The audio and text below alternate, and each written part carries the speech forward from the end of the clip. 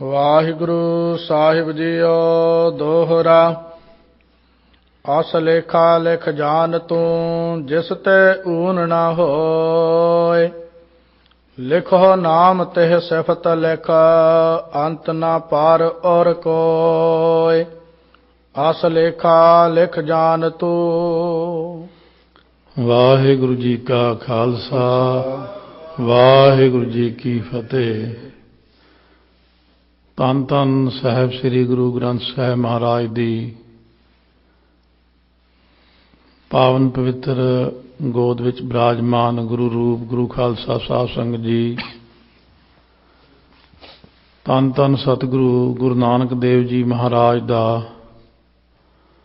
ਪਾਵਨ ਪਵਿੱਤਰ ਇਤਿਹਾਸ, ਜੋ ਸਤਿਗੁਰੂ ਮਹਾਰਾਜ ਦੇ ਅਵਤਾਰ ਤੋਂ ਪਹਿਲਾਂ ਦਾ ਸਮਾਂ ਕੀ ਸੀ, ਅਵਤਾਰ ਕਿਵੇਂ ਧਾਰਿਆ, ਫਿਰ ਅਵਤਾਰ ਧਾਰ ਕੇ ਆਪ ਨੇ ਬਾਲ ਲੀਲਾ ਕਿਵੇਂ ਕੀਤੀ, ਅਤੇ ਉਪਰੰਤ ਉਪਦੇਸ਼ ਦੇਣਾ ਆਰੰਭ ਕਿਵੇਂ ਕੀਤਾ। ਪਾਂਦੇ ਪ੍ਰਤੀ ਉਪਦੇਸ਼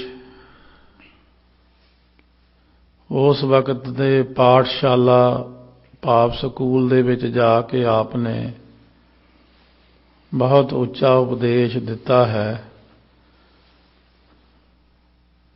ਔਰ ਉਸੇ ਉਪਦੇਸ਼ ਦੀ ਲੜੀ ਅੱਗੇ ਹਲੇ ਚੱਲ ਰਹੀ ਹੈ ਕਿ ਮੋਹ ਨੂੰ ਜਲਾ ਕਰਕੇ ਅਤੇ ਬਾਰ-ਬਾਰ ਅਭਿਆਸ ਕਰਕੇ ਘਸਾ ਕਰਕੇ ਚੰਗੀ ਤਰ੍ਹਾਂ ਫਿਰ ਉਹਦੀ ਸ਼ਾਹੀ ਬਣਾ ਕਰਕੇ ਸ਼ੁੱਧ ਬੁੱਧੀ ਦੇ ਕਾਗਜ਼ ਦੇ ਉੱਤੇ ਲਿਖ ਨਾਮ ਸਾਲਾਹ ਲਿਖ ਲਿਖ ਅੰਤ ਨਾ ਪਾਰਾਵਾਰ। ਇਉਂ ਗੁਰਾਂ ਨੇ ਬੜਾ ਸੁੰਦਰ ਉਪਦੇਸ਼ ਦਿੱਤਾ ਹੈ, ਹਲੇ ਸ਼ੁਰੂ ਹੈ ਉਪਦੇਸ਼। ਅੱਗੇ ਸ਼ਰਵਣ ਕਰਦੇ ਹਾਂ ਕਿਸ ਪ੍ਰਕਾਰ ਗੁਰੂ ਨਾਨਕ ਦੇਵ ਜੀ ਮਹਾਰਾਜ ਨੇ ਸ੍ਰਿਸ਼ਟੀ ਨੂੰ ਤਾਰਿਆ ਹੈ। ਸੋ ਬਹੁ ਮੰਤਵੀ ਕਥਾ ਹੈ ਗੁਰੂ ਨਾਨਕ ਸਾਹਿਬ ਦੀ, ਦਸਾਂ ਗੁਰਾਂ ਦੀ। ਇਹਦੇ ਵਿੱਚ ਅੰਦਰ ਇੰਨੇ ਕੁ ਮੰਤਵ ਨਿਸ਼ਾਨੇ ਛੁਪੇ ਪਏ ਨੇ ਜਿਨ੍ਹਾਂ ਬਾਰੇ ਆਪਾਂ ਸੋਚ ਵੀ ਨਹੀਂ ਸਕਦੇ ਕਿ ਇਹ ਕਥਾ ਇੰਨੀ ਕਿਰਪਾਦਾਇਕ ਹੈ। ਸ਼ਰਵਣ ਕਰਦਿਆਂ ਕਰਦਿਆਂ ਬਿਰਤੀਆਂ ਦੀ ਇਕਾਗਰਤਾ ਹੋਣੀ, ਗੁਰੂ ਨਾਨਕ ਸਾਹਿਬ ਦੇ ਵਿੱਚ ਧਿਆਨ ਜਾਣਾ, ਮਨ ਨੇ ਚਾਰੇ ਪਾਸਿਓਂ ਖਿੰਡੇ ਹੋਏ ਮਨ ਨੇ ਇੱਕ ਹੋ ਜਾਣਾ, ਇਸੇ ਤਰ੍ਹਾਂ ਸੰਗਤ ਹੋ ਜਾਣੀ ਅਤੇ ਗੁਰਾਂ ਦਾ ਉਪਦੇਸ਼ ਸਾਡੇ ਹਿਰਦੇ 'ਚ ਵਸਣਾ। ਬਹੁਤ ਕੁਛ ਖਜ਼ਾਨਾ ਭਰਿਆ ਪਿਆ। ਚਾਰ ਪਦਾਰਥ ਕਥਾ ਦਿੰਦੀ ਹੈ। ਸਭ ਤੇ ਉੱਤਮ ਹਰ ਕੀ ਕਥਾ ਬਖਸ਼ਿਸ਼ ਕਰਦੇ ਨੇ ਸਤਿਗੁਰੂ ਮਹਾਰਾਜ। ਸੋ ਇਸ ਤਰ੍ਹਾਂ ਇਤਿਹਾਸ ਸ਼ਰਵਣ ਕਰਨ ਦੇ ਨਾਲ ਜਿਵੇਂ ਰੀੜ੍ਹ ਦੀ ਹੱਡੀ ਸਰੀਰ ਲਈ ਜ਼ਰੂਰੀ ਹੈ, ਇਹਦੇ ਤੋਂ ਬਿਨਾਂ ਸਰੀਰ ਇੱਕ ਜਗ੍ਹਾ ਖਲੋ ਨਹੀਂ ਸਕਦਾ, ਇਸੇ ਤਰ੍ਹਾਂ ਇਤਿਹਾਸ ਦੀ ਕਥਾ ਰੀੜ੍ਹ ਦੀ ਹੱਡੀ ਹੁੰਦੀ ਹੈ। ਔਰ ਗੁਰਬਾਣੀ ਦੇ ਇਤਿਹਾਸ, ਗੁਰਬਾਣੀ ਦੀ ਕਥਾ ਜੋ ਨਾਮ ਦਾ ਰਸ ਬਖਸ਼ਿਸ਼ ਕਰਦੀ ਹੈ, ਰਹਿਤ ਮਰਿਆਦਾ ਦਿੰਦੀ ਹੈ। ਕਈ ਚੀਜ਼ਾਂ ਰਲ ਕੇ ਸਾਨੂੰ ਗਿਆਨ ਪ੍ਰਾਪਤ ਹੁੰਦਾ ਹੈ। ਇੱਕ ਆਤਮਿਕ ਗਿਆਨ ਜੋ ਗੁਰੂ ਗ੍ਰੰਥ ਸਾਹਿਬ ਮਹਾਰਾਜ ਦੇ ਵਿੱਚ, ਇੱਕ ਉਹ ਚੀਜ਼ ਜਿਹੜੀ ਗੁਰਾਂ ਨੇ ਆਪਣਾ ਜੀਵਨ ਕਿਵੇਂ ਬਤੀਤ ਕੀਤਾ, ਵੱਡਿਆਂ ਦਾ ਸਤਿਕਾਰ ਕਿਵੇਂ ਕੀਤਾ, ਉਪਦੇਸ਼ ਕਿਵੇਂ ਕੀਤਾ, ਉਹ ਸਾਡੇ ਇਤਿਹਾਸ ਵਿੱਚ। ਇੱਕ ਉਹ ਗੱਲਾਂ ਜਿਹੜੀਆਂ ਨਾ ਸਮਝ ਆਉਂਦੀਆਂ ਹੋਣ, ਕੁਛ ਡੂੰਘਾਈ ਦੇ ਬਚਨ ਬਹੁਤ ਭਾਈ ਗੁਰਦਾਸ ਜੀ ਨੇ ਕਥਨ ਕੀਤੇ। ਇੱਕ ਉਹ ਰਹਿਤ ਮਰਿਆਦਾ ਜਿਹੜੀ 10ਵੇਂ ਪਾਤਸ਼ਾਹ ਨੇ ਲਿਖਵਾਈ, ਰਹਿਤ ਨਾਮੇ। ਰਹਿਤਨਾਮੇ ਬਹੁਤ ਘੱਟ ਦੁਨੀਆ ਨੇ ਪੜ੍ਹੇ ਹੋਣੇ ਅਤੇ ਇੱਕ ਉਹ ਮਰਿਆਦਾਵਾਂ ਜਿਹੜੀਆਂ ਮਹਾਰਾਜ ਨੇ ਪਾਠਾਂ ਦੀ ਸੰਥਿਆ, ਪਾਠ ਕਿਵੇਂ ਕਰਨੇ ਨੇ, ਸਹਿਜ ਪਾਠ, ਅਖੰਡ ਪਾਠ, ਪ੍ਰਕਾਸ਼ ਕਿਵੇਂ ਕਰਨਾ, ਅੰਮ੍ਰਿਤ ਸੰਚਾਰ, ਸੋ ਇਹ ਚੀਜ਼ ਨੂੰ ਲਿਖਿਆ ਅੱਛੇ ਵਿਸਥਾਰ ਨਾਲ ਸੰਤ ਬਾਬਾ ਗੁਰਬਚਨ ਸਿੰਘ ਜੀ ਖਾਲਸਾ ਨੇ। ਗੁਰਬਾਣੀ ਪਾਠ ਦਰਸ਼ਨ ਉਦੋਂ ਲਿਖੀ ਗਈ ਅਤੇ ਫਿਰ ਗੁਰਬਾਣੀ ਪਾਠ ਦਰਪਣ ਇਹਦਾ ਦੂਸਰਾ ਰੂਪ ਹੋਇਆ। ਇਸੇ ਤਰ੍ਹਾਂ ਇੱਕ ਉੱਚ ਤੱਤਵੇਤਾ ਬ੍ਰਹਮ ਗਿਆਨੀ ਦੀ ਬਿਰਤੀ ਗੁਰਾਂ ਦੇ ਪਿਆਰ ਵਿੱਚ ਭਿੱਜੀ ਹੋਈ ਰਮਜ ਭਾਈ ਨੰਦ ਲਾਲ ਦੀਆਂ ਗਜ਼ਲਾਂ ਵਿੱਚ ਮਿਲਦੀ ਹੈ, ਜਿੱਥੋਂ ਸਾਨੂੰ ਪ੍ਰੇਮ ਕਰਨਾ ਮਿਲਦਾ, ਗੁਰਾਂ ਨਾਲ ਪਿਆਰ ਕਿਵੇਂ ਪਾਈਏ ਅਤੇ ਸਤਿਕਾਰ ਕਿਵੇਂ ਕਰੀਏ, ਉਹਨਾਂ ਨੂੰ ਕੀ ਸਮਝੀਏ ਅਤੇ ਆਪਣੇ ਆਪ ਨੂੰ ਕੀ ਸਮਝੀਏ। ਕਿਉਂ ਭਾਈ ਨੰਦ ਲਾਲ ਜੀ ਇੰਨਾ ਉੱਚਾ ਬਚਨ ਲਿਖਦੇ ਨੇ, ਕਹਿੰਦੇ ਮਹਾਰਾਜ ਤੁਹਾਡੀ ਉਪਮਾ ਕੀ ਆਖਾਂ, ਤੁਹਾਡੇ ਤਾਂ ਮੈਂ ਸੀਸ ਦੇ ਇੱਕ ਰੋਮ ਦਾ ਵੀ ਕਥਨ ਨਹੀਂ ਕਰ ਸਕਦਾ। ਇੱਕ ਰੋਮ ਹੀ ਇੰਨਾ ਸੋਹਣਾ, ਉਹਦੇ ਉੱਤੇ ਹੀ ਗਜ਼ਲ ਲਿਖ ਦਿੱਤੀ। ਸੋ ਇਸੇ ਤਰੀਕੇ ਨਾਲ ਵਾਰਾਂ ਭਾਈ ਗੁਰਦਾਸ ਦੂਜੇ ਦੀਆਂ, ਵਾਹੋ ਵਾਹੋ ਗੋਬਿੰਦ ਸਿੰਘ ਆਪੇ ਗੁਰ ਚੇਲਾ। ਸੋ ਇਸੇ ਤਰ੍ਹਾਂ ਮਹਾਰਾਜ ਨੇ ਕੁਝ ਬੀਤਿਆ ਹੋਇਆ ਇਤਿਹਾਸ ਸਤਿਯੁਗ ਤੋਂ ਲੈ ਕੇ ਹੁਣ ਤੱਕ ਦਾ, ਹੁਣ ਤੱਕ ਤੋਂ ਲੈ ਕੇ ਆਉਣ ਵਾਲੇ ਸਮੇਂ ਤੱਕ ਦਾ ਗੁਰੂ ਗ੍ਰੰਥ ਸਾਹਿਬ ਵਿੱਚ ਜੋ ਦਰਜ ਕੀਤਾ, ਭੱਟਾਂ ਦੇ ਸਵਈਆਂ ਵਿੱਚ, ਨੇਕ ਕਲੰਕ ਬਜੀ ਡੰਕ ਚੜੂ ਦਲ ਰਵਿੰਦ ਜੀਓ। ਮਹਾਰਾਜ ਦਸਵੇਂ ਪਾਤਸ਼ਾਹ ਨੇ ਵੀ ਨੇਕ ਕਲੰਕ ਅਵਤਾਰ ਬਾਰੇ ਜ਼ਿਕਰ ਕੀਤਾ। ਸਤਿਗੁਰਾਂ ਨੇ ਜਾਪ ਸਾਹਿਬ ਦੀ ਬਾਣੀ 'ਚ ਅਕਾਲ ਪੁਰਖ ਨੂੰ ਨਮਸਕਾਰਾਂ ਕੀਤੀਆਂ। ਫਿਰ ਅਕਾਲ ਪੁਰਖ ਦੀ ਉਸਤਤੀ ਅਕਾਲ ਉਸਤਤ ਵਿੱਚ ਕੀਤੀ। ਜੋ ਚੰਡੀ ਨੇ ਚਰਿੱਤਰ ਕੀਤਾ ਉਹ ਦੋ ਭਾਗਾਂ ਵਿੱਚ ਲਿਖਿਆ। ਚਰਿੱਤਰ ਐਸਾ ਕੀਤਾ ਕਿ ਦੈਂਤ ਵੀ ਚੰਡੀ ਨੂੰ ਪੂਜਦੇ ਸੀ, ਦੇਵਤੇ ਵੀ, ਜੰਗ ਦੀ ਦੇਵੀ ਨੂੰ। ਅਥਵਾ ਸ੍ਰਿਸ਼ਟੀ ਦੀ ਮਾਲਕ ਹੀ ਹੈ ਇੱਕ ਪ੍ਰਕਾਰ, ਪਰਮਾਤਮਾ ਨੇ ਸਾਜਿਆ, ਦੂਈ ਕੁਦਰਤ ਸਾਜੀਆ, ਕਰ ਆਸਣ ਡਿੱਠੋ ਚਾਓ। ਜਦੋਂ ਵੀ ਲੜਨ ਵਾਸਤੇ ਦੈਂਤ ਚੰਡੀ ਦੇ ਸਾਹਮਣੇ ਜਾਂਦੇ ਸੀ ਤਾਂ ਚਰਨੀ ਪੈ ਜਾਂਦੇ ਸੀ ਕਿ ਤੇਰੇ ਨਾਲ ਅਸੀਂ ਨਹੀਂ ਲੜ ਸਕਦੇ ਮਾਤਾ, ਇੱਥੋਂ ਤਾਂ ਅਸੀਂ ਵਰ ਲੈਣੇ। ਪਰ ਦੈਂਤ ਮਾਰਨੇ ਵੀ ਜ਼ਰੂਰੀ ਸੀ। ਸੋ ਇਸ ਕਰਕੇ ਪ੍ਰਮਾਤਮਾ ਦੇ ਚਰਨਾਂ 'ਚ ਦੇਵਤਿਆਂ ਨੇ ਬੇਨਤੀ ਕੀਤੀ, ਇਹਨਾਂ ਨੂੰ ਮਾਰਨਾ ਵੀ ਜ਼ਰੂਰ ਹੈ ਜੀ, ਇਹ ਤਾਂ ਸ੍ਰਿਸ਼ਟੀ 'ਤੇ ਬਹੁਤ ਜ਼ਿਆਦਾ ਪਰੇਸ਼ਾਨੀ ਖੜੀ ਕਰ ਰਹੇ। ਚੰਡੀ ਨੂੰ ਹੁਕਮ ਹੋਇਆ ਕਿ ਦੈਂਤਾਂ ਨੂੰ ਤੁਸੀਂ ਮਾਰ ਦਿਓ। 45 ਪਦਮ ਦੈਂਤ ਮਾਰਨੇ ਨੇ। 45 ਪਦਮ ਤੋਂ ਭਾਵ ਜਦੋਂ ਅਰਬ ਖਰਬ ਗਿਣਤੀ ਆਉਂਦੀ ਆ, ਨੀਲ ਤੋਂ ਬਾਅਦ ਇਹ ਅੱਖਰ ਆਉਂਦਾ ਪਦਮ। 45 ਪਦਮ ਦੈਂਤ ਹੋਏ ਨੇ। ਕਹਿਣ ਲੱਗੀ ਜਦੋਂ ਸਾਹਮਣੇ ਜਾਂਦੀਆਂ ਚਰਨੀ ਪੈ ਜਾਂਦੇ ਨੇ, ਕਿਉਂਕਿ ਉਹ ਮੇਥੋਂ ਹੀ ਆਸ਼ੀਰਵਾਦ ਲੈਂਦੇ ਨੇ। ਕਹਿਣ ਲੱਗੇ ਚਰਿੱਤਰ ਕਰਨਾ ਪਵੇਗਾ। ਕੀ ਕਰਨਾ? ਕਹਿੰਦੇ ਤੁਸੀਂ ਰੂਪ ਬਦਲ ਲਓ, ਤੁਹਾਨੂੰ ਪਹਿਚਾਣ ਨਹੀਂ ਸਕਣਗੇ। ਸਧਾਰਨ ਇਸਤਰੀ ਜਾਣ ਕੇ ਤੁਹਾਡੇ ਨਾਲ ਜੰਗ ਕਰਨਗੇ। ਤੁਸੀਂ ਇਹਨਾਂ ਦਾ ਖਾਤਮਾ ਕਰਨਾ ਹੀ ਕਰਨਾ, ਨਹੀਂ ਤਾਂ ਇਹਨਾਂ ਦੀ ਗਿਣਤੀ ਸ੍ਰਿਸ਼ਟੀ 'ਤੇ ਇੰਨੀ ਵੱਧ ਜਾਵੇਗੀ ਇਹ ਦੁਨੀਆ 'ਚ ਸਿਰਫ ਦੈਂਤ ਹੀ ਨਜ਼ਰ ਆਉਣਗੇ। ਚੰਡੀ ਨੇ ਐਸਾ ਚਰਿੱਤਰ ਚਲਾਇਆ, ਆਪਣਾ ਰੂਪ ਤਬਦੀਲ ਕਰਕੇ ਦੁਰਗਾ ਰੂਪ ਬਣਾ ਲਿਆ ਅਤੇ ਦੈਂਤਾਂ ਨੂੰ ਖਤਮ ਕੀਤਾ ਦੁਰਗਾ ਰੂਪ ਧਾਰਨ ਕਰਕੇ। ਇਸ ਕਰਕੇ ਉਹਦਾ ਨਾਂ ਰੱਖਿਆ ਚੰਡੀ ਚਰਿੱਤਰ। ਇਹ 405 ਚਰਿੱਤਰਾਂ ਵਿੱਚ ਪਹਿਲੇ 2 ਚਰਿੱਤਰ ਨੇ। 405ਵਾਂ ਚਰਿੱਤਰ ਅਕਾਲ ਪੁਰਖ ਦਾ ਆਪਣਾ, ਜਦੋਂ ਸਰਬ ਲੋਹ ਰੂਪ ਧਾਰਿਆ ਸੀ। ਅਤੇ ਉਦੋਂ ਦੈਂਤਾਂ ਨੂੰ ਮਾਰਿਆ ਸੀ ਆਪ ਜੀ ਨੇ। ਇਸ ਤਰੀਕੇ ਨਾਲ ਮਹਾਰਾਜ ਨੇ ਅਵਤਾਰਾਂ ਦੇ ਵਰਣਨ ਕੀਤੇ ਨੇ, ਉਹਨਾਂ ਦੀ ਜਾਣਕਾਰੀ ਸਹੀ ਰੂਪ ਦੇ ਵਿੱਚ ਤਾਂ ਕਿ ਸਿੱਖ ਇੱਧਰ ਉੱਧਰ ਨਾ ਭਟਕਣ। ਕੋਈ ਲੋੜ ਨਹੀਂ ਹੋਰ ਗ੍ਰੰਥ ਪੜ੍ਹਨ ਦੀ, ਜਾਣਕਾਰੀ ਪਿਛਲੀ ਇਹਨਾਂ ਤੋਂ ਮਿਲ ਜਾਵੇਗੀ। ਇਸੇ ਤਰ੍ਹਾਂ ਹੀ ਬਚਿੱਤਰ ਨਾਟਕ ਜੋ ਆਪਣੇ ਜੀਵਨ ਦਾ ਸਾਰਾ ਦੁਨੀਆ ਦੇ ਬਣਨ ਤੋਂ ਲੈ ਕੇ ਹੁਣ ਤੱਕ ਆਪਣੀ ਕੁਲ ਦਾ ਵਰਣਨ ਅਤੇ ਪਾਉਂਟਾ ਸਾਹਿਬ ਦਾ ਨਾਮ ਵੀ ਦੱਸਿਆ, ਸ਼ਹਿਰ ਪਾਮਟਾ ਕੀ ਸੁੱਧ ਲਈ। ਇਸ ਤਰ੍ਹਾਂ ਮਹਾਰਾਜ ਨੇ ਬਹੁਤ ਕੁਝ ਦਿੱਤਾ ਹੈ ਜਿਹਨੂੰ ਸਮਝਣ ਦੀ ਲੋੜ ਹੈ, ਔਰ ਇਹਦੇ ਵਿੱਚ ਮਹਾਰਾਜ ਨੇ ਇੰਨਾ ਕੁਝ ਦੇ ਕੇ, ਇੰਨਾ ਕੁਝ ਸੁਣਨ ਤੋਂ ਬਾਅਦ ਬਹੁਤ ਚੀਜ਼ਾਂ ਦਾ ਗਿਆਨ ਜਾ ਕੇ ਜੀਵਨ ਹੁੰਦਾ। ਸੋ ਆਓ ਸਤਿਗੁਰੂ ਮਹਾਰਾਜ ਸੱਚੇ ਪਾਤਸ਼ਾਹ ਜਿਸ ਤਰ੍ਹਾਂ ਬਖਸ਼ਿਸ਼ ਕਰਨਗੇ ਕਿ ਇਤਿਹਾਸ ਸਿੱਖ ਕੌਮ ਦਾ ਸ਼ੁਰੂ ਤੋਂ ਲੈ ਕੇ ਕਿਵੇਂ ਚੱਲਿਆ ਅਤੇ ਦਸਵੇਂ ਪਾਤਸ਼ਾਹ ਦੇ ਅਖੀਰ ਤੱਕ ਮਾਤਾ ਸੁੰਦਰ ਕੌਰ ਤੱਕ ਦਾ ਇਤਿਹਾਸ ਇਹਨਾਂ ਗ੍ਰੰਥਾਂ ਵਿੱਚ ਹੈ।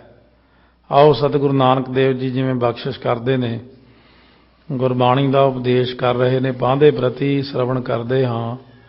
ਰਸਨਾ ਨੂੰ ਕਰੀਏ ਪਵਿੱਤਰ ਪਿਆਰ ਸਤਿਕਾਰ ਨਾਲ ਗੱਜ ਕੇ ਆਖੋ ਸਤਿਨਾਮ ਸ੍ਰੀ ਵਾਹਿਗੁਰੂ ਸਾਹਿਬ ਜੀ। ਸਤਿਨਾਮ ਸ੍ਰੀ ਵਾਹਿਗੁਰੂ ਸਾਹਿਬ ਜੀ। ਦੋਹਰਾ ਸੁਨ ਸਰੋਨਣ ਮਨ ਗੁਣ ਹੈ ਪਉਨ, ਪਾਦੇ ਅਚਰਜ ਕੀਨ ਚੀਨ। ਸੁਣ ਕਰਕੇ ਆਪਣੇ ਕੰਨਾਂ ਦੇ ਵਿੱਚ ਮਨ ਦੇ ਅੰਦਰ ਵਿਚਾਰਿਆ, ਪਾਂਧੇ ਨੇ ਅਚਰਜ ਜਾਣਿਆ ਇਹ ਕੀ ਨਵਾਂ ਉਪਦੇਸ਼ ਹੈ। ਕਿਉਂਕਿ ਇਸ ਤੋਂ ਪਹਿਲਾਂ ਜਿਹੜੀਆਂ ਚੀਜ਼ਾਂ ਅੱਜ ਤੱਕ ਸੁਣੀਆਂ ਸੀ ਉਹ ਕਿਸੇ ਨੇ ਨਹੀਂ ਸੀ ਕਿਹਾ ਕਿ ਮੋਹ ਨੂੰ ਸਾੜੋ, ਆਹ ਕਰਮ ਕਰੋ ਜਿਹੜੇ ਗੁਰੂ ਨਾਨਕ ਸਾਹਿਬ ਨੇ ਕਰਮ ਦੱਸੇ ਨੇ ਕਰਨੇ। ਜਾਲ ਮੋਹ ਕਸ ਮਸ ਕਰ, ਮਤ ਕਾਗਦ ਕਰ ਸਾਰ। ਇਹ ਨਹੀਂ ਕਿਸੇ ਨੇ ਅੱਜ ਤੱਕ ਕਿਹਾ ਸੀ ਕਿ ਲਿਖ ਨਾਮ ਸਾਲਾਹ ਲਿਖ, ਲਿਖ ਅੰਤ ਨਾ ਪਾਰਾਵਾਰ। ਬਸ ਇਹੀ ਕਿਹਾ ਸੀ ਸਵੇਰੇ ਉੱਠ ਕੇ ਸੂਰਜ ਨੂੰ ਪਾਣੀ ਦਿਓ, ਸੋਮਵਾਰ ਨੂੰ ਚਿੱਟਾ ਦਾਨ, ਮੰਗਲ ਨੂੰ ਫਿਰ ਲਾਲ ਦਾਨ, ਬੁੱਧ ਨੂੰ ਹਰਾ ਦਾਨ। ਇੱਥੇ ਤੱਕ ਹੀ ਗੱਲ ਖੜੀ ਸੀ ਸਾਰੀ। ਪੰਛੀਆਂ ਨੂੰ ਸਤਨਾਜਾ ਪਾਉਣਾ, ਮੱਛੀਆਂ ਨੂੰ ਆਟਾ ਪਾਉਣਾ, ਹੋਰ ਮਾੜਾ ਮੋਟਾ ਇਸ ਤਰ੍ਹਾਂ ਦੇ ਦਾਨ ਪੁੰਨ ਆਦਿਕ ਦੱਸੇ ਜਾਂਦੇ ਸੀ ਮਨੁੱਖ ਨੂੰ। 68 ਤੀਰਥਾਂ 'ਤੇ ਨਹਾਉਣਾ, ਪੁਰਬ ਵਾਲੇ ਦਿਨ ਨਹਾਉਣਾ, ਸੂਰਜ ਗ੍ਰਹਿਣ 'ਤੇ ਪੂਜਾ ਕਰਨੀ, ਇਹ ਪੁਰਾਣੀਆਂ ਰੀਤੀਆਂ ਸਨ। ਪੁਰਾਣੇ ਸਮੇਂ ਵਿੱਚ ਆਪਣੇ ਥਾਂ 'ਤੇ ਕਾਮਯਾਬ ਸਨ। ਸੋ ਦੁਆਪਰ ਤੱਕ। ਪਰ ਜਦੋਂ ਕਲਯੁਗ ਦਾ ਸਮਾਂ ਆਇਆ ਭਿਆਨਕ, ਉਦੋਂ ਭਾਰੀ ਹਨੇਰੀ ਕਲਯੁਗ ਦੀ ਜਾ ਚੱਲੀ। ਇਹ ਨਿੱਕੇ ਨਿੱਕੇ ਗਿਆਨ ਦੇ ਦੀਵੇ ਬੁਝ ਗਏ ਸਾਰੇ। ਸਤਿਗੁਰੂ ਨਾਨਕ ਪ੍ਰਗਟਿਆ, ਫਿਰ ਗੁਰੂ ਨਾਨਕ ਦੇਵ ਮਹਾਰਾਜ ਪ੍ਰਗਟ ਹੋਏ। ਜਿਉਂ ਕਰ ਸੂਰਜ ਨਿਕਲਿਆ, ਤਾਰੇ ਛਪੇ, ਅੰਧੇਰ ਪਲੋਆ। ਗੁਰੂ ਨਾਨਕ ਦੇਵ ਜੀ ਮਹਾਰਾਜ ਆਉਂਦਿਆਂ ਸਾਰ ਇਹਨਾਂ ਚੀਜ਼ਾਂ ਨੂੰ ਮਹਾਰਾਜ ਨੇ 2 ਨੰਬਰ 'ਤੇ ਕਰ ਦਿੱਤਾ ਕਿ ਠੀਕ ਹੈ, ਤੀਰਥ ਤਪ ਦਇਆ ਦਤ ਦਾਨ, ਜੇ ਕੋ ਪਾਵੈ ਤਿਲਕ ਕਾ ਮਾਨ। ਇਹ ਤਿਲਕ ਜਿੰਨਾ ਮਾਨ ਮਿਲ ਜਾਂਦਾ ਹੈ। ਪਰ ਮੂਲ ਰੂਪ ਦੇ ਵਿੱਚ ਗੁਰੂ ਨਾਨਕ ਦੇਵ ਜੀ ਨੇ ਕਲਯੁਗ ਦੇ ਅੰਦਰ ਗੁਰਮੁਖ ਨਾਮਦਾਨ ਇਸ਼ਨਾਨ ਦੀ ਦਾਤ ਬਖਸ਼ਿਸ਼ ਕੀਤੀ। ਕਲਯੁਗ ਦੇ ਵਿੱਚ ਮਹਾਰਾਜ ਨੇ ਨਾਮ ਨੂੰ ਪਹਿਲੇ ਨੰਬਰ 'ਤੇ ਲਿਆਂਦਾ। ਇਹ ਦਾਨ ਹੈ, ਇਸ਼ਨਾਨ ਹੈ, ਭਾਵ 68 ਤੀਰਥਾਂ 'ਤੇ ਨਹਾਉਣਾ ਆਦਿਕ। ਸੋ ਇਸ ਤਰ੍ਹਾਂ ਪਹਿਲੇ ਯੁੱਗਾਂ ਦੇ ਵਿੱਚ ਜਿਵੇਂ ਦੱਸਿਆ ਮਹਾਰਾਜ ਨੇ ਸਤਿਯੁਗ ਸਤ। ਸਤਿਯੁਗ ਦੀ ਕੀ ਖਾਸੀਅਤ ਸੀ? ਲੋਕ ਸਤ ਪ੍ਰਤੱਗੀ, ਸਤ ਬੋਲਣਾ, ਜੋ ਕਹਿਣਾ ਸੋ ਸੱਚ ਕਹਿਣਾ, ਬੇਈਮਾਨੀ ਨਾ ਕਰਨੀ। ਕੋਈ ਇੰਨਾ ਜ਼ਿਆਦਾ ਮੋਹ ਮਾਇਆ ਮਮਤਾ ਵਿੱਚ ਨਹੀਂ ਸੀ। ਜੰਗਲਾਂ 'ਚ ਬੈਠੇ ਭਗਤੀ ਕਰੀ ਜਾਣੀ। ਮਾਰਕੰਡਾ ਭਗਤ ਹੋਇਆ ਸੱਚਖੰਡ 'ਚ। ਕਿਸੇ ਨੇ ਕਿਹਾ, ਭਗਤ ਜੀ ਤੁਸੀਂ ਆਪਣੇ ਸਿਰ ਦੇ ਉੱਤੇ ਆ ਘਾਹ ਜਿਹਾ ਰੱਖੀ ਫਿਰਦੇ ਹੋ, ਜੇ ਸੱਜੇ ਪਾਸਿਓਂ ਧੁੱਪ ਆਉਂਦੀ ਸੱਜੇ ਪਾਸੇ ਕਰ ਲੈਂਦੇ ਹੋ, ਖੱਬੇ ਪਾਸੇ ਆਉਂਦੀ ਖੱਬੇ ਪਾਸੇ, ਉੱਤੋਂ ਮੀਂਹ ਪੈਂਦਾ ਸਿਰ ਤੇ ਰੱਖ ਲੈਂਦੇ ਹੋ ਘਾਹ ਦੀ ਪੰਡ ਜੀ, ਤੇ ਤੁਸੀਂ ਕੋਈ ਕੁਟੀਆ ਘਰ ਕੋਈ ਬਣਾ ਲਓ, ਮਾੜਾ ਮੋਟਾ ਝੌਂਪੜੀ ਬਣਾ ਲਓ। ਅੱਗਿਓਂ ਭਗਤ ਜੀ ਕਹਿੰਦੇ ਲੱਖ ਵਾਰਾ ਤਾਂ ਜਿਉਣਾ ਸਾਰਾ, ਕਿਹੜਾ ਬਹੁਤੀ ਦੇਰ ਰਹਿਣਾ ਇੱਥੇ, ਘਰ ਬਣਾਉਣ ਦੀ ਕੀ ਲੋੜ ਹੈ। ਕਿਉਂਕਿ ਅੱਜ ਤੋਂ 35 ਲੱਖ ਸਾਲ ਪਹਿਲਾਂ ਸਤਿਯੁਗ ਸੀ, ਜੇ ਉਹਨਾਂ ਦੀ ਉਮਰਾਂ ਦੇ ਹਿਸਾਬ ਨਾਲ ਚੱਲੀਏ, ਰਿਹਾ ਵੀ ਬਹੁਤ ਬਹੁਤ ਸਮਾਂ ਹੈ। ਸੋ ਇਸ ਕਰਕੇ ਉਹ ਜਿਹੜਾ ਸਮਾਂ ਸੀ, ਉਹਨਾਂ ਦੇ ਵਿੱਚ ਸੰਸਾਰ ਦੇ ਜੀਵ ਉਦੋਂ ਬਸ ਇੱਕ ਸੱਚ ਬੋਲਣਾ, ਸਤ ਪ੍ਰਤੱਗੀ ਹੋਣਾ, ਫਿਰ ਹੌਲੀ ਹੌਲੀ ਸਤਿਯੁਗ ਸਤ ਤੇਤਾ ਜੱਗੀ। ਤ੍ਰੇਤੇ ਵਿੱਚ ਲੋਕ ਪੈਸਾ ਬਹੁਤ ਹੋਇਆ, ਜੱਗ ਕਰਨੇ, ਬਸ ਇਹੀ ਖੁਸ਼ੀ ਹੁੰਦੀ ਸੀ ਵੀ ਦੂਜੇ ਨੂੰ ਖਵਾ ਕੇ ਖੁਸ਼ ਰਹਿਣਾ। ਵੱਡੇ ਵੱਡੇ ਜੱਗ ਲਾ ਦੇਣੇ ਕਈ ਕਈ ਸਾਲ ਤੱਕ, ਔਰ ਰੋਟੀ ਖਵਾਈ ਜਾਣੀ ਸਭ ਨੂੰ, ਔਰ ਖੁਸ਼ ਹੋਣਾ ਕਿ ਮੈਂ ਬਹੁਤ ਪੁੰਨ ਦਾ ਕੰਮ ਕਰ ਰਿਹਾ। ਔਰ ਇਸ ਤੋਂ ਬਾਅਦ ਦੁਆਪਰ ਪੂਜਾ 4, ਦੁਆਪਰ ਦੇ ਵਿੱਚ ਲੋਕੀ ਪੂਜਾ ਬਹੁਤੀ ਕਰਨ ਲੱਗ ਪਏ। ਸੋ तीनों युग तीनों ਦਿੜੇ ਕਲ ਕੇਵਲ ਨਾਮ ਆਧਾਰ। ਹੁਣ ਗੁਰੂ ਨਾਨਕ ਸਾਹਿਬ ਨੇ ਕਿਹਾ ਨਾ ਤਾਂ ਹੁਣ ਇਹ ਉਹ ਗੱਲ ਚੱਲਣੀ ਹੈ, ਕਿਉਂਕਿ ਸੱਚ ਤਾਂ ਕੋਈ ਬੋਲਦਾ ਹੀ ਨਹੀਂ, ਕੂੜ ਫਿਰਿਆ ਪ੍ਰਧਾਨ ਵੇ ਲਾ ਲਓ। ਫਿਰ ਅੱਗੇ ਜੱਗ ਦੀ ਗੱਲ ਚੱਲੀ, ਸਾਲਾਂ ਸਾਲ ਲੋਕਾਂ ਨੂੰ ਰੋਟੀ ਖਵਾਉਣੀ, ਤਾਂ ਆਪਣਾ ਕੰਮ ਮਸਾਂ ਚੱਲਦਾ ਘਰ ਦਾ। ਫਿਰ ਗੱਲ ਆਈ ਪੂਜਾ ਦੀ, ਪੂਜਾ ਤੇ ਅਸਲੀ ਪੂਜਾ ਤੇ ਟਾਈਮ ਬਹੁਤ ਲੱਗ ਜਾਂਦਾ। ਪੂਜਾ 16 ਪ੍ਰਕਾਰ ਦੀ ਹੁੰਦੀ, 16 ਤਰ੍ਹਾਂ ਦੀ ਪੂਜਾ ਆਵੇਗੀ ਕਥਾ ਦੇ ਵਿੱਚ, ਦੇਖਾਂਗੇ ਕਿ ਗੁਰੂ ਘਰ ਦੀ ਕਿਹੜੀ ਹੈ ਤੇ ਬਾਹਰਲੀ ਕਿਹੜੀ ਹੈ। ਇਸੇ ਤਰ੍ਹਾਂ ਹੀ ਪੂਜਾ ਤੋਂ ਬਾਅਦ ਹੁਣ ਕਲਯੁਗ ਦੇ ਸਮੇਂ ਵਿੱਚ ਉਹਨਾਂ ਚੀਜ਼ਾਂ ਦਾ ਜੇ ਆਪਾਂ ਕਰ ਵੀ ਲਈਏ ਤਾਂ ਇੰਨਾ ਪ੍ਰਭਾਵ ਨਹੀਂ ਬਣਦਾ, ਅਸਰ ਨਹੀਂ ਬਣਦਾ। ਇਸ ਕਲਯੁਗ ਦੇ ਸਮੇਂ ਵਿੱਚ ਸਿਰਫ ਨਾਮ ਦੀ ਹੀ ਮਹਾਨਤਾ ਹੈ। ਅਬ ਕਲੂ ਆਇਓ ਰੇ, ਇੱਕ ਨਾਮ ਬੋਹੋ ਬੋਹੋ, ਅਨ ਰੁੱਤ ਨਾਹੀ ਨਾਹੀ, ਮਤ ਭਰਮ ਭੂਲੋ ਭੂਲੋ। ਸੋ ਇਸ ਤਰ੍ਹਾਂ ਮਹਾਰਾਜ ਜਦੋਂ ਪਾਂਧੇ ਨੂੰ ਇਹ ਚੀਜ਼ਾਂ ਸੁਣਾਈਆਂ ਕਿ ਆਹ ਕਰਮ ਕਰਨਾ, ਤਾਂ ਪਾਂਧੇ ਨੇ ਕਦੇ ਵੀ ਇਹ ਚੀਜ਼ਾਂ ਨਹੀਂ ਸੀ ਸੁਣੀਆਂ। ਉਹ ਤਾਂ ਮਨ ਦੇ ਅੰਦਰ ਹੈਰਾਨ ਹੋ ਰਿਹਾ ਹੈ ਜਾਣ ਕੇ ਕਿ ਇਹ ਛੋਟਾ ਜਿਹਾ ਬਾਲਕ ਮੈਨੂੰ ਕਿਤਨਾ ਉੱਚਾ ਉਪਦੇਸ਼ ਕਰ ਰਿਹਾ ਹੈ, ਮਾਨੋ ਉਹਦੇ ਭਾਗ ਖੁੱਲ ਗਏ। ਤੁਤੀ ਇੰਦ ਰਾਖਿੰਦ ਜਾਨ ਬੈਨ ਇਨ ਕੀਨਾ। ਮਾਨੋ ਦੂਜ ਦੇ ਚੰਦਰਮਾ ਵਰਗੇ ਸੋਹਣੇ ਸਤਿਗੁਰੂ ਨਾਨਕ ਦੇਵ ਜੀ ਨੇ ਪੁੰਨਿਆਂ ਦੇ ਚੰਨ ਵਾਂਗੂ ਰੂਪ, ਚਾਂਦਨੀ ਦਾ ਜਿਹੜਾ ਮਹਾਰਾਜ ਦਾ ਚਾਂਦਨੀ ਵਰਗਾ ਰੂਪ ਹੈ ਨਾ, ਸੁੰਦਰ, ਉਹ ਜਿਹੜੇ ਮਹਾਰਾਜ ਸੱਚੇ ਪਾਤਸ਼ਾਹ ਦੇ ਜਿਉਂ ਜੌਨ ਬੈਨ ਇਨ ਕੀਨ, ਉਹ ਜਿਹੜੇ ਬਚਨ ਨੇ ਮਹਾਰਾਜ ਸੱਚੇ ਪਾਤਸ਼ਾਹ ਦੇ, ਉਹ ਜਿਵੇਂ ਚੰਦਰਮਾ ਦੀ ਚਾਂਦਨੀ ਖਿੱਲਰ ਜਾਂਦੀ ਨੇ ਚਾਰੇ ਪਾਸੇ, ਇਉਂ ਗੁਰਾਂ ਦੇ ਬਚਨਾਂ ਨੇ ਚਾਨਣ ਕਰ ਦਿੱਤਾ ਮਨਾਂ ਦੇ ਅੰਦਰ। ਸੋ ਪਏ ਚਿਤ ਚਕੋਰ ਰਚ ਚਮਕੇ ਚਾਰੂ। ਸੋ ਚਿੱਤ ਦੇ ਵਿੱਚ ਜਿਵੇਂ ਚਾਹ ਪੈਦਾ ਹੋਈ, ਚਿੱਤ ਰੂਪੀ ਚਕੋਰ ਬਣ ਗਿਆ, ਅੰਦਰੋਂ ਰੁਚੀ ਪੈਦਾ ਹੋਈ ਅਤੇ ਸੁੰਦਰ ਚਮਕੀ ਚਾਰੂ।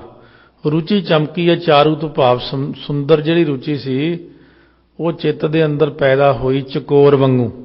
ਗੁਰੂ ਨਾਨਕ ਦੇਵ ਜੀ ਦਾ ਉਪਦੇਸ਼, ਮਹਾਰਾਜ ਦਾ ਚਿਹਰਾ ਜਿਉਂ ਦੂਜ ਦਾ ਚੰਦਰਮਾ ਹੁੰਦਾ, ਦੁਤੀਏ ਇੰਦ ਰਾਕਿੰਦ, ਜਿਉਂ ਜੌਨ ਬੈਨ ਇਨ ਕੀਨ।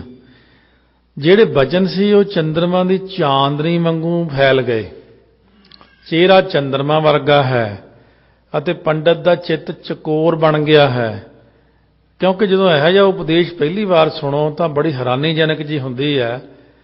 ਹੁਣ ਵੀ ਜਿਵੇਂ ਇਹ ਕਥਾ, ਬਹੁਤੀ ਰਿਪੋਰਟ ਇਹੀ ਆ ਵੀ ਅਸੀਂ ਕਦੇ ਵੀ ਨਹੀਂ ਸੁਣੀ ਇਹ ਇਦਾਂ ਦੀ ਕਥਾ, ਜਾਂ ਇਹ ਕਥਾ ਗੁਰੂ ਨਾਨਕ ਸਾਹਿਬ ਦਾ ਬਚਪਨ, ਕਿਉਂ ਇੱਧਰ ਨੂੰ ਕਦੇ ਕੋਈ ਲੱਗਿਆ ਹੀ ਨਹੀਂ, ਨਾ ਹੀ ਕਿਸੇ ਦਾ ਮਨ ਹੀ ਕਰਦਾ ਨਾ ਹੀ ਗੁਰਾਂ ਪ੍ਰਤੀ ਕਿਸ ਦਾ ਪਿਆਰ ਹੈ ਬਹੁਤਾ।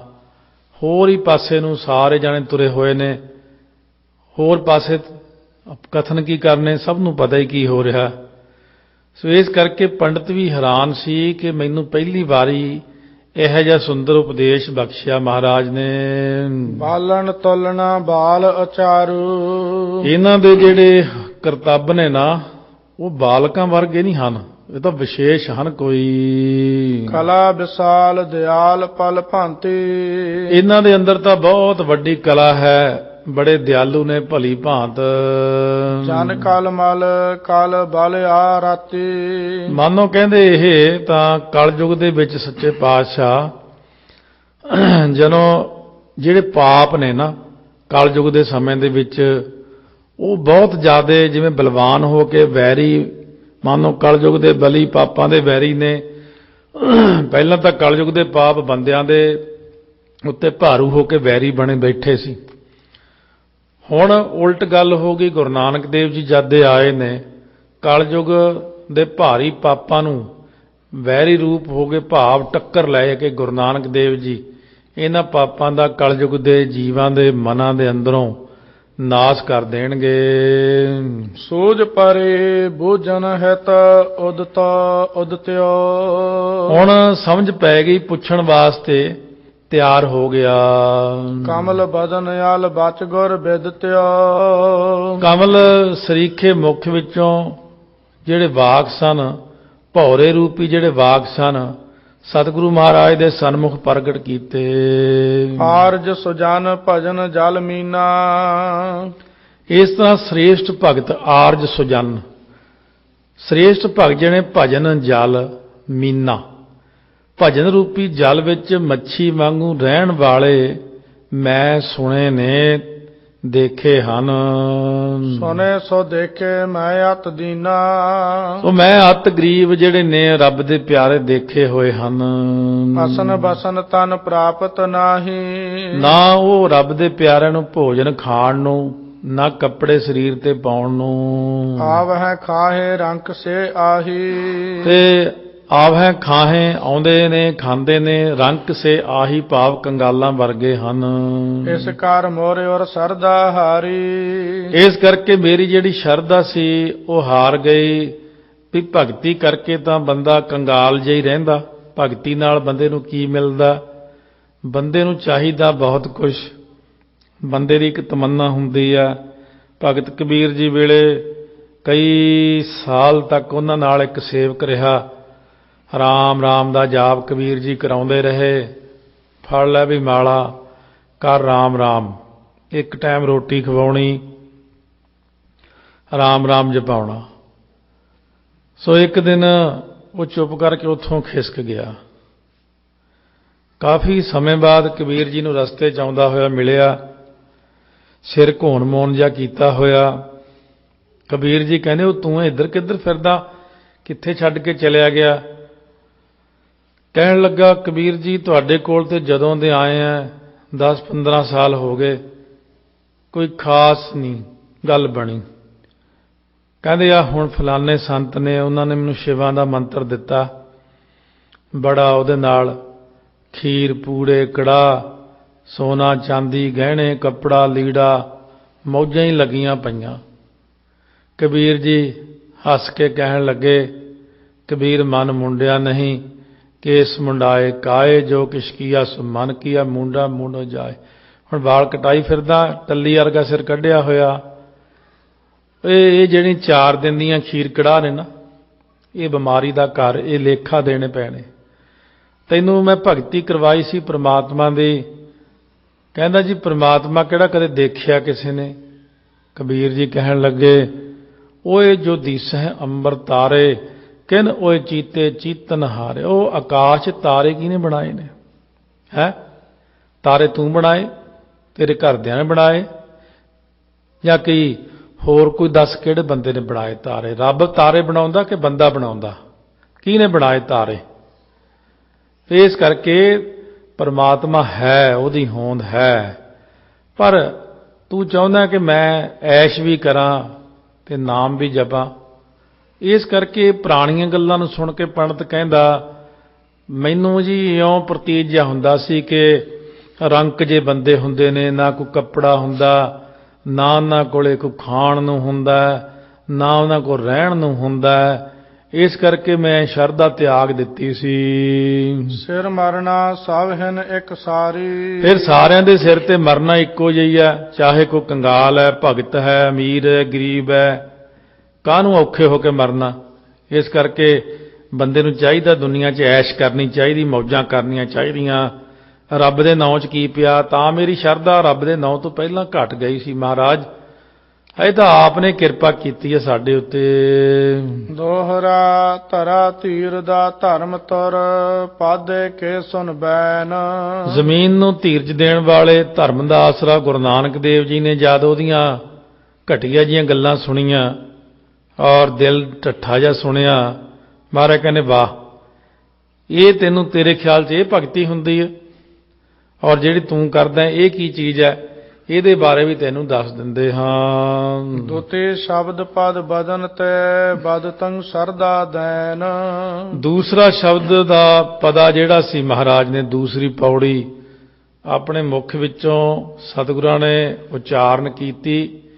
ਗੁਰੂ ਨਾਨਕ ਦੀ ਬਾਣੀ ਜੋ ਸ਼ਰਧਾ ਦੇ ਦੇਣ ਵਾਲੀ। ਸ੍ਰੀ ਮੁਖ ਵਾਕ ਜਿੱਥੈ ਮਿਲਹਿ ਵਡਿਆਈਆਂ, ਸਦ ਖੁਸ਼ੀਆਂ ਸਦ ਚਾਉ। ਜਿੱਥੇ ਪਰਲੋਕ ਦੇ ਵਿੱਚ ਜਾ ਕੇ ਤੈਨੂੰ ਪਤਾ, ਭਾਵੇਂ ਠੀਕ ਹੈ ਕਿ ਇੱਥੇ ਭਗਤਾਂ ਨੂੰ ਸੰਸਾਰ ਦੇ ਅੰਦਰ ਕਈ ਔਂਕੜਾਂ ਝੱਲਣੀਆਂ ਪੈਂਦੀਆਂ ਨੇ। ਕਿੰਨਾ ਕੁ ਚਿਰ, ਥੋੜ੍ਹੀ ਉਮਰ ਹੁੰਦੀ ਹੈ, 20, 50, 60, 80, 100 ਸਾਲ। ਪਰ ਜਿੱਥੇ ਪਰਲੋਕ ਵਿੱਚ ਰੱਬ ਦੇ ਦਰ ਤੇ ਤੈਨੂੰ ਪਤਾ ਕਿੰਨੀਆਂ ਵਡਿਆਈਆਂ ਮਿਲਦੀਆਂ ਇਨਸਾਨ ਨੂੰ ਉੱਥੇ ਜਾ ਕੇ। ਸਦ ਖੁਸ਼ੀਆਂ ਸਦ ਚਾਓ, ਜਿੱਥੇ ਖੁਸ਼ੀਆਂ ਹੀ ਖੁਸ਼ੀਆਂ ਨੇ, ਚਾਓ ਹੀ ਚਾਓ ਨੇ। ਇੱਥੇ ਕਿਸੇ ਦੇ ਘਰੇ ਲੜਕਾ ਹੋ ਜੇ, ਸਾਰਾ ਟੱਬਰ ਖੁਸ਼ ਹੋਇਆ ਫਿਰਦਾ, ਚਾਓ ਚਾਹ ਖੁਸ਼ੀਆਂ। ਥੋੜ੍ਹੇ ਦਿਨ ਹੁੰਦਾ, ਬਸ ਫਿਰ ਨਾਰਮਲ ਹੋ ਜਾਂਦਾ। ਫਿਰ ਵਿਆਹ ਤੇ ਬੜਾ ਭੰਗੜਾ, ਖੁਸ਼ੀਆਂ, ਚਾਓ। ਉਹ ਵੀ ਥੋੜ੍ਹੇ ਦਿਨ ਹੁੰਦਾ, ਉਹ ਵੀ ਥੋੜ੍ਹੇ ਦਿਨਾਂ ਬਾਅਦ ਖਤਮ ਜਿਹਾ ਹੋ ਜਾਂਦਾ ਸਭ ਕੁਝ। ਮਹਾਰਾਜ ਕਹਿੰਦੇ ਇਹ ਤਾਂ ਕੁਝ ਵੀ ਨਹੀਂ ਹੁੰਦਾ। ਇੱਥੇ ਲੱਖ ਖੁਸ਼ੀਆਂ ਪਾਤਸ਼ਾਹੀਆਂ ਜੇ ਸਤਿਗੁਰ ਨਦਰ ਕਰੇ। ਔਰ ਹਰਖ ਅਨੰਤ ਸੋਗ ਨਹੀਂ ਬੀਆ, ਸੋ ਘਰ ਗੁਰ ਨਾਨਕ ਕੋ ਦੀਆ। ਬੇਗਮਪੁਰਾ ਸ਼ਹਿਰ ਕੋ ਨਾਉ।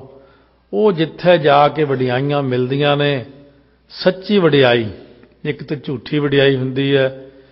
ਖੁਸ਼ੀਆਂ ਦਿੰਦੇ ਨੇ, ਚਾਉ ਪੈਦਾ ਹੁੰਦਾ, ਉਤਸ਼ਾਹ ਪੈਦਾ ਹੁੰਦਾ। ਉਹ ਅਸੀਂ ਦੱਸ ਨਹੀਂ ਸਕਦੇ ਤੈਨੂੰ ਕਿ ਕਿੰਨੀਆਂ ਖੁਸ਼ੀਆਂ ਨਾਮ ਜਪਣ ਨਾਲ ਇਨਸਾਨ ਨੂੰ ਮਿਲਦੀਆਂ ਹਨ। ਤਨ ਮੁਖ ਟਿਕੇ ਨਿਕਲਾ ਹੈ, ਜਿਨ ਮਨ ਸੱਚਾ ਨਾਮ। ਜਿਨ੍ਹਾਂ ਦੇ ਮਨ ਵਿੱਚ ਸੱਚਾ ਨਾਮ ਵਸਿਆ ਹੋਇਆ ਹੈ ਨਾ, ਉਹਨਾਂ ਦੇ ਮਸਤਕ ਦੇ ਉੱਤੇ ਸੱਚੇ ਟਿੱਕੇ ਤੋਂ ਭਾਵ ਨਿਸ਼ਾਨ ਬਣ ਜਾਂਦਾ। ਮਸਤਕ ਤੇ ਉਹਨਾਂ ਦੇ ਮੁਖ ਤੇ ਟਿੱਕੇ ਬਣ ਜਾਂਦੇ ਨੇ, ਭਾਵ ਜਸ ਦਾ ਟਿੱਕਾ, ਵਡਿਆਈ ਦਾ ਟਿੱਕਾ। ਮਸਤਕ ਤੇ ਸੱਚਾ ਨਿਸ਼ਾਨ ਪ੍ਰਗਟ ਹੋ ਜਾਂਦਾ ਉਹਨਾਂ ਦੇ, ਅਤੇ ਸਾਰੇ ਪਾਸੇ ਉਹਨਾਂ ਦੀ ਜੈ ਜੈਕਾਰ ਹੁੰਦੀ ਹੈ। ਕਰਮ ਮਿਲੈ ਤਾਂ ਪਾਈਐ, ਨਾਹੀ ਗੱਲੀ ਵਾਉ ਦੁਆ। ਇਹ ਤਾਂ ਕਰਮ ਹੁੰਦੇ, ਬਖਸ਼ਿਸ਼ ਹੋਵੇ ਜੇ ਪ੍ਰਮਾਤਮਾ ਦੀ, ਤਾਂ ਇਹ ਦਾਤ ਮਿਲਦੀ ਨਾਮ ਦੀ, ਤੇ ਤਾਂ ਪਾਈਐ, ਤਾਂ ਪ੍ਰਾਪਤ ਹੁੰਦਾ ਜੇ ਕਰਮ ਹੋਵੇ। ਨਾ ਹੀ ਗੱਲੀ ਵਾਓ ਦੁਆਓ, ਗੱਲਾਂ ਦੇ ਨਾਲ ਨਹੀਂ ਹੁੰਦਾ। ਮੂੰਹ ਦੀ ਹਵਾ ਹੀ ਐਵੇਂ ਕਿਸੇ ਨੇ ਵਾਓ ਦੇਤੀ, ਭਾਵ ਕਹਿਤਾ ਤੇਰਾ ਬੁਰਾ ਹੋਵੇ, ਦੁਆਓ ਹੁੰਦੀ ਤੇਰੀ ਲੰਬੀ ਉਮਰ ਹੋਵੇ। ਕਹਿੰਦੇ ਦੋਨੋਂ ਗੱਲਾਂ ਐਵੇਂ ਮੂੰਹ ਦੀਆਂ ਹੀ ਬਣਾਈਆਂ ਹੋਈਆਂ ਨੇ। ਇਹ ਨਾ ਹੀ ਗੱਲੀ ਵਾਓ ਦੁਆਓ, ਨਾ ਕਿਸੇ ਨਾਲ ਗੱਲਾਂ ਨਾਲ ਇਹ ਲੱਗਦੀ ਆ ਮਾੜੀ ਕੋਈ ਬਦਸੀਸ, ਨਾ ਕੋਈ ਅਸੀਸ। ਇਹ ਤਾਂ ਆਮ ਕੋਈ ਬਜ਼ੁਰਗ ਮਿਲਿਆ ਉਵੇਂ ਕਹੂਗਾ ਜਿਉਂਦਾ ਰਹਿ ਭਾਈ, ਜਾਂ ਕਿਸੇ ਨੂੰ ਕੋਈ ਤੇਰਾ ਬੁਰਾ ਹੋ ਜੇ। ਕਹਿੰਦੇ ਮਹਾਰਾਜ, ਕਹਿੰਦੇ ਇਹ ਸਾਰੀਆਂ ਗੱਲਾਂ ਹੀ ਨੇ। ਅਸਲ ਵਿੱਚ ਜਿਹੜੀ ਬਖਸ਼ਿਸ਼ ਹੁੰਦੀ ਹੈ ਉਹ ਕਰਮ ਮਿਲੈ ਤੇਰਾ ਨਾਉ। ਮਹਾਰਾਜ ਨੇ ਹੋਰ ਵੀ ਲਿਖਿਆ, ਕਰਮ ਮਿਲੈ ਆਖਣ ਤੇਰਾ ਨਾਉ, ਜਿਤ ਲਗ ਤਰਨਾ ਹੋਰ ਨਹੀਂ ਥਾਉ। ਜੇ ਕੋ ਡੂਬੈ ਫਿਰ ਹੋਵੈ ਸਾਰ, ਨਾਨਕ ਸਾਚਾ ਸਰਬ ਦਾਤਾਰ। ਇਸ ਕਰਕੇ ਸਤਿਗੁਰੂ ਮਹਾਰਾਜ ਸੱਚੇ ਪਾਤਸ਼ਾਹ ਕਹਿੰਦੇ ਨੇ, ਕਿ ਗੱਲਾਂ ਦੇ ਨਾਲ ਕਦੇ ਵੀ ਕੁਝ ਨਹੀਂ ਹੁੰਦਾ। ਜੋ ਕੁਝ ਹੁੰਦਾ ਉਹ ਨਾਮ ਦੇ ਨਾਲ ਹੁੰਦਾ। ਸਤਨਾਮ ਸ੍ਰੀ ਵਾਹਿਗੁਰੂ ਸਾਹਿਬ ਜੀ। ਸਤਨਾਮ ਸ੍ਰੀ ਵਾਹਿਗੁਰੂ ਸਾਹਿਬ ਜੀ।